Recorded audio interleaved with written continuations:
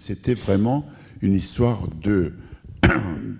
afghane, une histoire de Kaboul, ce qui assez vite, quand la décision de faire le film a été prise, nous a amené à une autre décision, je ne sais plus lequel de nous deux l'a eu, qui était de faire le film en dari, c'est-à-dire de ne pas le faire. Ce qui est étrange, c'est que le roman est écrit en français et le film est fait en dari. Le dari, c'est le persan afghan, une des langues principales de l'Afghanistan, qui est au persan ce que le québécois est au français. C'est-à-dire que moi, je suis marié à une persane et elle se comprend très très bien avec Atik quand il parle. Mais ils n'ont pas le même accent.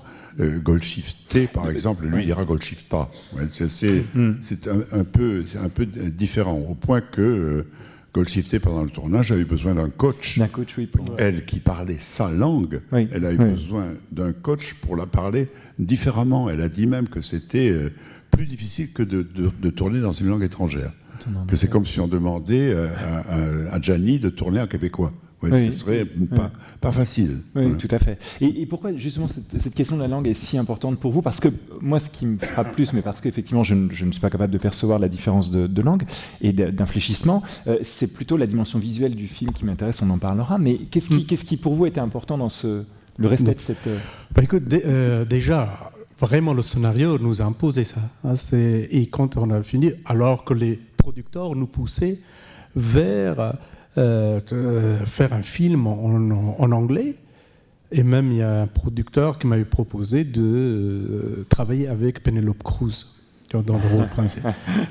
Mais vraiment, quand le scénario était terminé, c'était impossible de l'imaginer dans une autre langue. Déjà, parce que déjà dans le film, par rapport au livre, donc même si j'ai mis une phrase qui ne relève que de la coquetterie littéraire, de quelque part en Afghanistan ou ailleurs, oui. Mais on sait que ça c'est l'Afghanistan, etc. Mais en littérature, on peut se permettre justement d'écrire dans une autre langue. Mais au cinéma, il y a le décor, les vêtements, les codes, tout.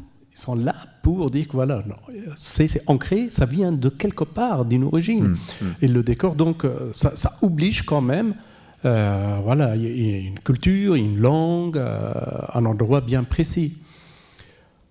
Ouais. Et deuxième chose, j'avoue, ça c'est peut-être inconsciemment, mais tout le monde me posait la question pourquoi je n'ai pas écrit ce livre en persan d'abord, ou bien pourquoi je n'ai pas traduit en persan. Et le film était aussi un moyen pour moi de traduire le film en persan. Hein, d'abord, ça. Ouais. Il y a 3 semaines, j'étais en Afghanistan. Il y a un jeune étudiant est venu me voir, un peu en colère, j'avoue. Il dit, mais pour qui avez-vous fait ce film? Là, je lui dis, pour ceux qui ne veulent pas le voir. C'est vrai, d'une certaine manière, pour moi, je savais que un film comme ça pourrait choquer les Afghans. Oui. Et aussi... Mon livre a été très mal distribué, lu en Afghanistan. Vous voyez, le film est écrit en persan, n'est pas écrit en persan, et le persan, sa version persane est très très mal faite. Alors, et puis en Afghanistan, il y a 95% de population analphabète. Oui, oui. Vous voyez, donc, ils n'ont pas accès à ce livre. Et le film était un moyen de faire ça pour eux aussi, qu'ils voient ça. Hein?